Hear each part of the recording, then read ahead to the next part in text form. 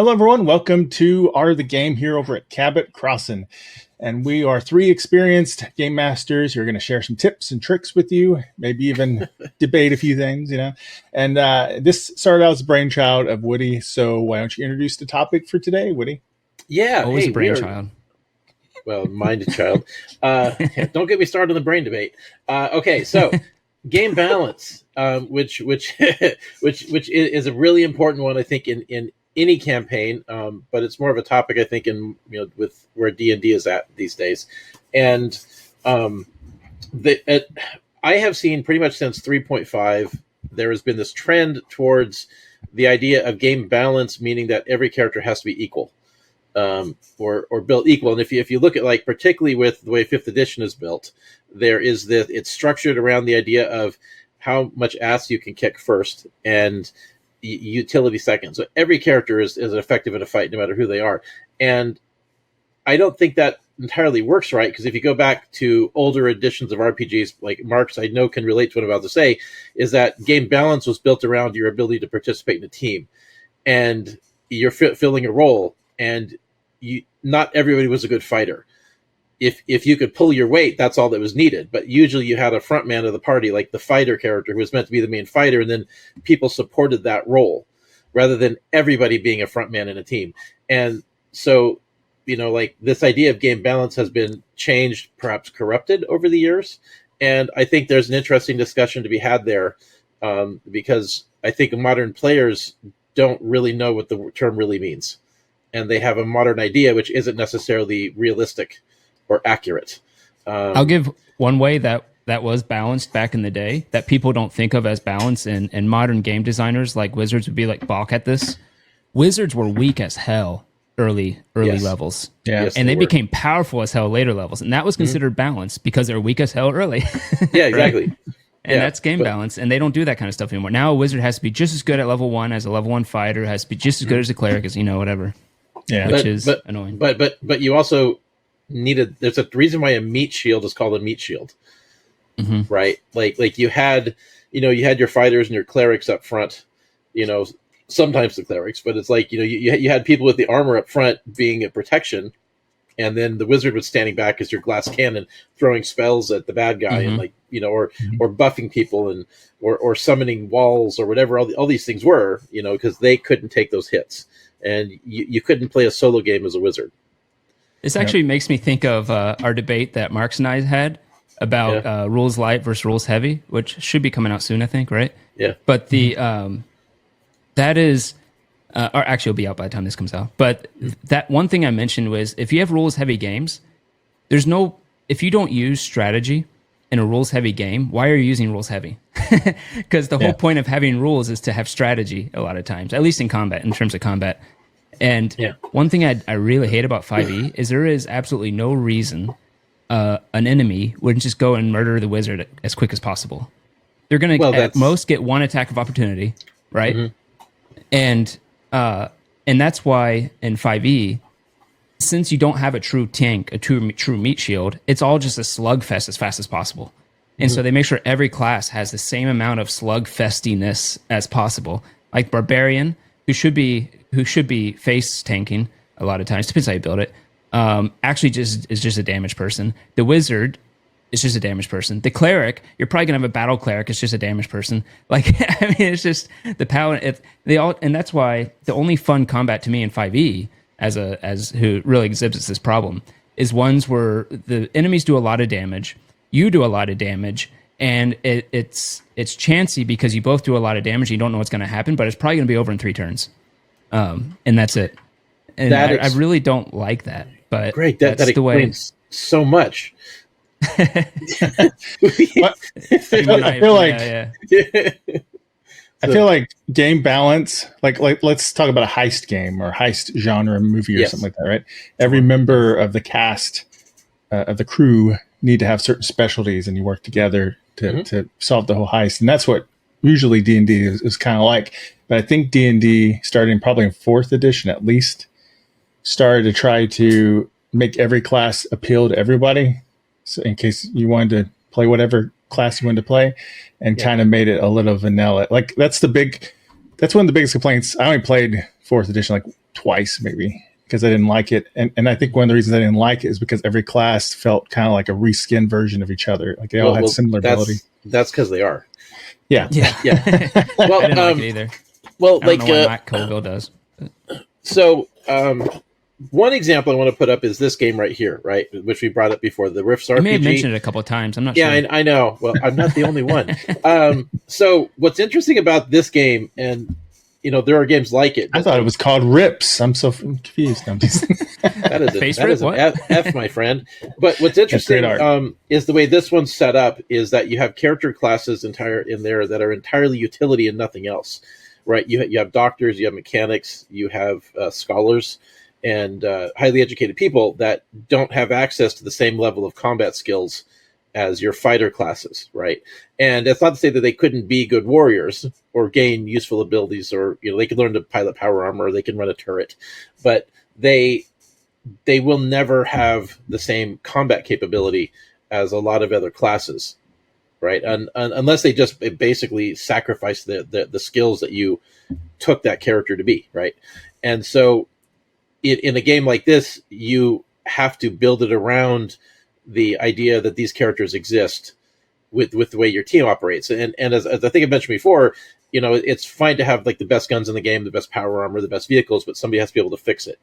And if your character gets shot up, who's going to patch you up? And it's interesting playing in a campaign where you have those roles delineated in the group structure.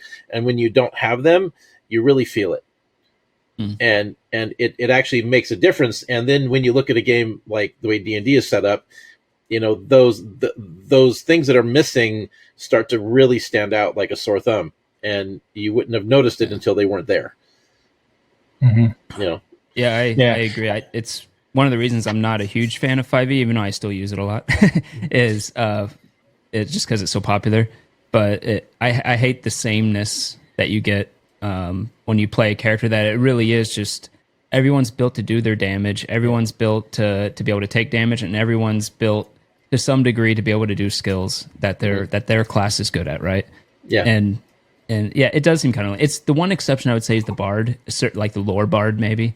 But even then, they get secrets, so they get wizard spells, so they can start wrecking things too. I don't know. But. Yeah. Well, when I was developing my RPG, I was definitely looking at Rifts, even though it's 5e as a basis.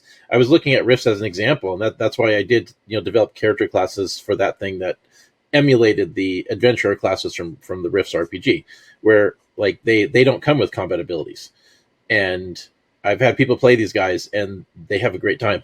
It works really quite well. It's one of the reasons I think I liked Call of Cthulhu actually in that way too, right? Because in Call of Cthulhu, you probably very often have people who have like no skill in weapons. Because there's so many skills, and weapons is just one skill of 50 skills or whatever it is, right? And so it's kind of nice in that way. Yeah, and you need, and it's actually really good when the game's built so that you need those other abilities, and those other skills, because like there's more than one way to build out the drama and the threat, and sometimes like you need to be able to figure out what the danger is, and have people that understand these dark secrets. And, shooting the enemy is not always the way to beat them, Well, because like, again, like getting back to this sometimes game, you can punch them. Right. But like in this game, there's a lot of enemies that you can't just defeat by killing. Like if you got a guy with the power armor of the gun, well, this enemy's intangible or something, or they're, like there are there vulnerabilities that they have, and it's not a laser gun. And it's not a bullet. It could be a lot more memorable if you defeat him with something else. Yeah, exactly. More fun. Yeah. I feel like in a way to address game balance, for if someone out there's just thinking about for their game and stuff, is like I think a couple of things is maybe agree or not, but like look at the game and what it's supposed to do. So if you want to play a team thing, you might want to find a game that really excels at that. But also, you do like we had our session 0 episode and stuff, or starting out. I think that's an important discussion to have. Like, what are you guys expecting? Do you want to all be super assassins beating up everybody, and the person that fixed the armor or gadgets, or is it NPC? Or you guys want to, work together and, you fix this, you do that, you did, you're the vehicles person, whatever, and just see what the players want sometimes. Because rifts can very easily, when I played in high school, could very easily turn into power creep drama, whatever, where everybody's like, I'm a cosmic knight. Oh yeah, I'm a demigod. Oh yeah, well I'm a adult dragon and stuff. And you're like blowing up planets and stuff. well, I mean that's actually a good point that I was trying to find an excuse to bring up. So thank you, Marks. Yeah. So we also had a similar problem in Pathfinder, because Pathfinder would put out new classes to keep things exciting, and there was this debate that older classes from the core book were becoming obsolete, and so this game, the Rifts RPG, let's show it one more time. The thing about how it was they a sponsor? They should be. No, right? Yeah, Platinum, you should sponsor us. No, they're not going to do that. But no, see, this game and it's not the only one like it, where they have lots of things at different power levels, right? And so, you in terms of game balance, there's also the factor of what are you going to have in the campaign, and what are you going to allow, and so. One of the things that's going to happen is like in a game like this, it's designed so you can have a god level campaign, and it's designed so you can have a mortal campaign. You can have exploration through the wilderness, like a classic fantasy adventure. You could have, a city based campaign, almost cyberpunk stuff. You could, explore ancient ruins and all these things. But was never really intended for all those things to be side by side. They never really intended for, the demigod to be in a party necessarily with a mortal. You can do it, but just because all these things exist in the game doesn't mean that they are meant to go together. And it was just they put a lot of stuff on the table, and I think some people think that we're supposed to have all these things available. Well, you're not, but like it's designed so you can do whatever you want as a GM and make any campaign style you want to do. And I think Pathfinder wasn't meant to be that way, but I think that because of how it did turn out, GMs also have to think in those terms, right? And that's interesting. And there's a point where you as a GM have to set the standard of, okay, this is what we're going to have in the campaign. I don't want these kinds of characters because I'm going for a particular tone or feel. I want to keep a certain level of evenness or whatever it is you want for the experience you're trying to create for your players. I almost wonder if games have life cycles, right? We get all these editions, and part of the reason why it life cycle is because there's that temptation to do power creeps constantly and make cooler classes every time. And then eventually you're like, this game's broke and let's start over with a new edition. Well, I actually think, go ahead, Greg. Good. Well, I was just going to it's kind of like in thermodynamics, how people talk about the heat death of the universe, which I have strong opinions on. But it's like that happens with game systems like D&D, where it's like eventually everything just spreads. Like you used to have these very unique pillars in D&D, and they eventually just spread out to sameness eventually. Well, as the editions go on. One of my complaints with the D&D structure, and I think it's unfortunate that when Hasbro or Wizards of the Coast, and then of course Hasbro had acquired it from TSR, they unfortunately acquired what was wrong with D&D, and they kind of got into this whole dogmatic adherence to tradition, and I think that's part of the problem. Is they, when you make your character classes, you always have to have this particular group, and it has to be this group all the time, right? But they also have this thing where you're putting out a core book, your player's handbook, GM's guide, and you're putting out a monster manual, and that's everything you need is those core books. And they put out adventure books, to expand it, but like the amount of content that they're putting out for people is like very small after the core books. And so you get this point where the game goes through a cycle because it has nowhere else to go. Right. Like sales drop. No more monetization. Yeah, exactly. Because you can only sell so many core books, right? That's where the real money is, because only 1/5 of your player base is buying everything. Right. I'd be curious to see how their 2024 is doing in terms of sales. Well, it started strong, but the thing is that eventually your sales drop, and in order to maintain the company, you have to get the sales back up, and the only way to get the sales back up is to put out another edition. And once you're in that trap, right, you suddenly are light in that wave, and now you have 50 editions of a book. I will say, I think. Paizo, right? Their way of monetizing I like a lot better.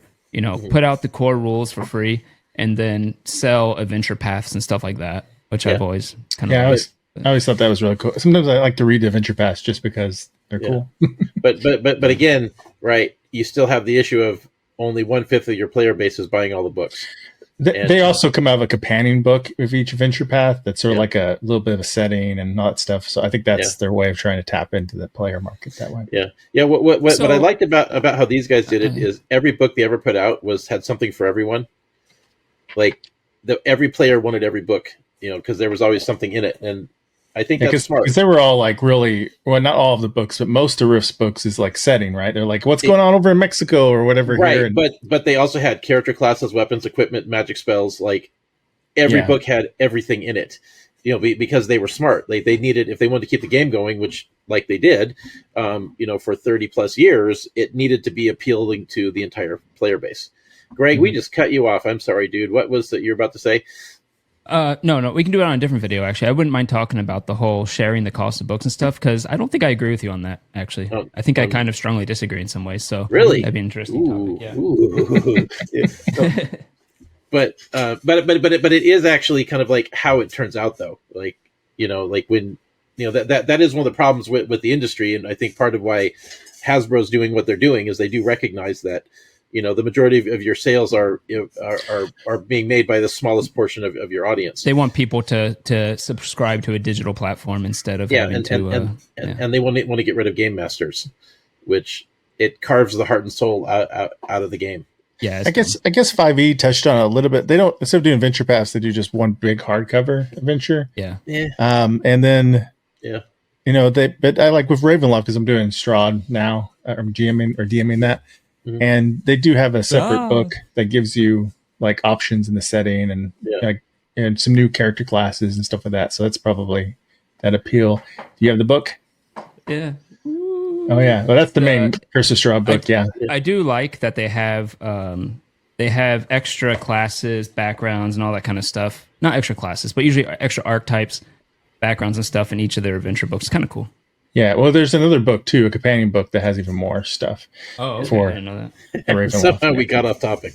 Game balance. Game balance. Yeah, game balance. Yes. Another one that I don't like about the way that they balance things, at least in D&D, is how, and I talked about this in chat a little bit. It's now like it doesn't matter if you're dex based, if you wear heavy, light, no armor. Everything's balanced to make everyone feel like they have the same AC no matter what. You're a barbarian, you have about 17, 18. Monk, 17 or 18. Yeah. Fighter, maybe 18. That's what they call bounded accuracy. In the the way they do it, where there's a finite cap on what your AC can be, and that one's an interesting one because one of the issues I had with 3.5 and Pathfinder is you look at like the progression of the proficiency bonus or the base attack bonus, they called it, like it caps at plus 20 for a lot of characters, and I think like your wizards get up to plus 10, and they fixed and they supposedly resolved it by having touch AC, where the wizard spell hits you at a different level in most attacks, but you just get your dex basically. But it's interesting that there's a point where eventually the body armor you're wearing becomes irrelevant. I think that particular way of handling the game kind of like at level 10 it starts to break, and I mean it's not that it doesn't work and can't be fun, but there's a point where you're just simply the armor's cool, it has abilities, but other than that there's no reason to even wear it because you should have mega damage like Rift's. I'm playing that's a whole other Pathfinder. debate. Yeah. I'm playing Pathfinder Wrath of the Righteous based on Pathfinder 1E. My tank, I think, has about 40 AC right now. I when we were playing the World of Warcraft RPG, I was speccing a paladin with a similar way, and I got up to like a AC of 32, I think, is what I could pull off.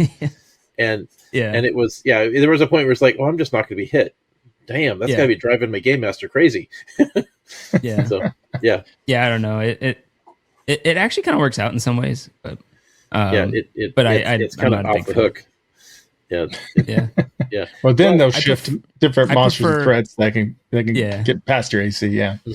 Yeah, I prefer where the heavy armor actually has different things it gives you versus just Like the Harp, I always go back to Harp. It's such an interesting high adventure role playing because it's such an interesting system. Even though I would not suggest playing it, but they have I think it's evasion versus armor or something like that. And if you're wearing heavy armor, you're always going to get hit. You're never going to get missed, but you just take like 1 or 2 damage, right? Yeah, you keep soaking versus dodging, you don't get evasion, you don't really get hit, but you do get hit hard if you do get hit. So that makes sense. Stuff like that, or just give damage reduction or something like that. Well, they do have that feat in 5e where you can get damage reduction if you're wearing heavy armor, but that's just one feat. That's useless at later levels, yeah. Well, I don't think it's useless at later levels. I think the issue is that feats are so rare. Like you have you have to really, you can get them at every level, but you have to make very tough decisions about whether or not you're going to get them or not. And so it's like even a fighter is not only going to have a small handful of feats, and which ones are the most important. And I still think it's useless necessarily because it's only like your proficiency bonus or something like that, and damage reduction. No, you get +3 to piercing, slashing, and bludgeoning. Oh, it's only +3. Okay. Yeah. Yeah, that's I don't know. Yeah, at higher levels, the amount of damage you're going to get hit with, I know. It's like in 5e, it gets pretty high. Yeah. Well, I think it's no different than Pathfinder, really. Pathfinder gets really high. yeah, exactly. So I actually think they tone it down. But part of what originally impressed me about 5e when I first looked at it was the fact that it caps it at +6, and the distribution of it was so different from the previous edition that I was playing from Pathfinder 3.5 that it honestly felt a lot more like how this thing works. And because that's one of the things I like about this system is that the levels matter, but not that much in a lot of cases, where the distance in 3 or 4 levels in a D&D game, regardless of the edition, means death. And if you were, sometimes even the distance of 1 level can mean everything, and in this game it doesn't. Not nearly as much. And it's more about the experience of playing your character and getting invested in the story. I think in a similar way, it's what appeals to me to BRP or Mythras, the Call of Cthulhu BRP game. Yeah, because I feel like you could throw in so in D&D, if everybody is 8th level or something, you can't throw in somebody at 1 or 2 level. You just can't do that. No, and but in Call of Cthulhu, I could feel pretty comfortable throwing somebody in right out of the gate. Maybe give them a few bonus skill points or something, maybe. And I feel like they would still have something to contribute and feel useful to the group. So I don't think I mind the level differential that much. What I don't like is when the level differential is mainly based on the amount of hit points you have, which is kind of what 5e feels like a lot to me. But I don't mind there being a big difference in skill for your character. In other words, at level 10, I might have +20 versus level 2, you only have +3. That actually doesn't bother too much. I kind of like that about Pathfinder, if I'm being honest. What I don't like is where it's all just because a level 10 guy has 200 hit points versus the level 2 one has 20, right? I never like that part of it. But yeah, I don't know. Yeah, I agree. I think that's a big factor because I played a D&D game as a player. And the DM decided to introduce me at I think level 1, and everybody else was, I don't know, 12 or something. And I was like, I don't know this, but okay, I'll respect. It's your table, so we'll go for it. Weird. And I was like, well, maybe because the your proficiency bonus only goes to 6, maybe it won't be too big. But that hit point bloating, I mean, that difference in hit points is huge. You're going to get stepped on. They're not even going to know. Well, I know I had to always be really careful, and I hated that because I felt like I was being cowardly and stuff. But it's like I can't even take a hit from this guy. So did they power level you? Did you level up faster because you were with an experienced group? Well, at first I did, but it starts I don't know, level 4 or whatever. It's slowed too much. Yeah, it's too down. Yeah, and so eventually I got a power boost up to get closer, and then it felt a lot better. So HK47 was only correct about 5e in calling humans meatbags, because that's what you are in 5e. But maybe we can end with this. This isn't to crap on 5e too much, because it revolutionized the industry. It actually is an interesting and useful and good system in a lot of ways, but it's easy also to pick apart, which we're doing. But sure, it is a great system. Chris Perkins and the Crawford are very smart. So I think anyway. That they are smart. I think they're tone deaf, but yes, Possibly, yeah. I think, yeah, and I think it's important to also keep in mind. I think they care. With game balance, I have a friend of mine who we get in debates all the time about game systems. And like, I like Mutants and Masterminds, for example, and he's really good at min-maxing. So he'll be like, I could break it by doing this. And I'm like, well, I mean, ultimately you can break any game system if you really want to break it. And that's, you put your focus on it. It's more about, we all have a shared experience and adjust it. So, well, if I was going to add in my 2 cents at the very end, on the subject of game balance, I think the more important thing is the experience that we're trying to create for the players as game masters, right? Because our job is fun. Our job is to create fun, to create experience that we're going to enjoy through the experience that other people are enjoying, right?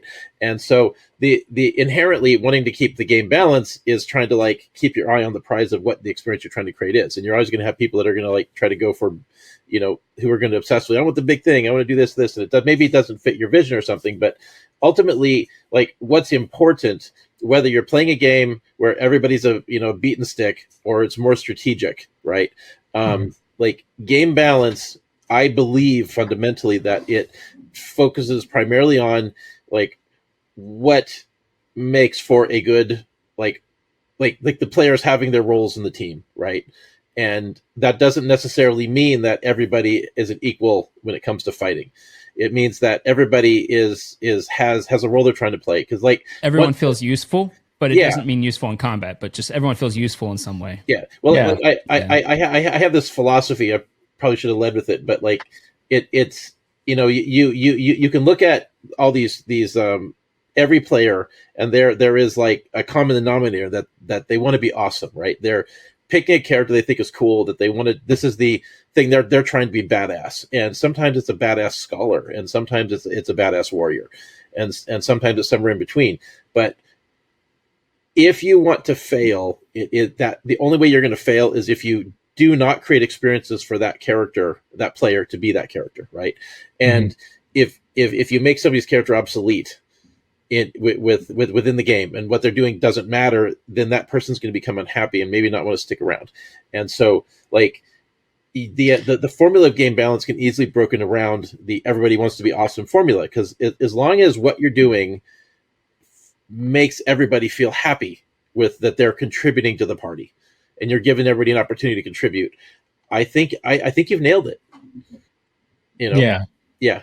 Like in D&D, if you got a rogue, make sure you throw a lot of traps in there and lock doors and stuff like that. Pickpocketing opportunities. Yeah, I have a direct experience with this point where having played a character, and then it didn't matter what I did, I was failing. Everything failed, and it's like you roll a stealth. Like, I should be sneaky and undetected. No, but somebody saw you though. Why? Just because. Yeah, don't do that. That's taking away character agency and stuff. Yeah, no. Unless you're rolling all ones or something, and then it counts. I guarantee I didn't. Everything about my character was about being invisible. Anyways, so that's agent. All right, well, that's agent history. So yeah.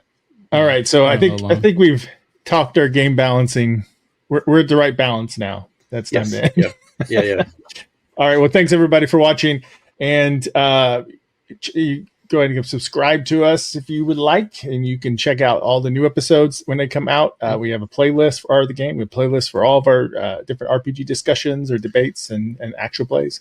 Yeah. And all right, so I think we're gonna call it. Bye.